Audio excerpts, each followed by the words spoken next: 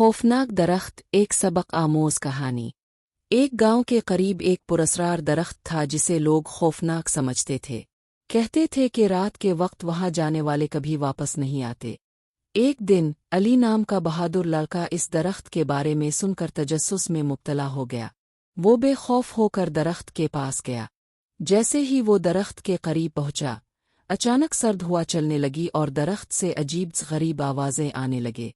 अचानक एक खौफनाक साया नमूदार हुआ और एक पुरस्रार रूह अली के गिर्द घूमने लगी।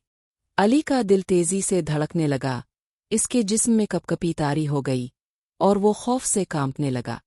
वो अपनी सारी हिम्मत जमा करके पीछे हटने की कोशिश करने लगा, लेकिन ऐसा लगा जैसे कोई इसे दरख्त के करीब खींच रहा हो। बड़ी मुश्किल से अली ने जोर लगाया और चीखते हुए गांव की तरफ भाग खड़ा हुआ। गांव वापस आकर इसने सबको बताया कि दरख्त में कोई खौफनाक ताकत छपी है। तब से गांव वाले कभी भी इस दरख्त के करीब नहीं गए और सूरज गुरूब होने के बाद अपने घरों से बाहर निकलने से गुरेज करने लगे। इखलाकी सबक।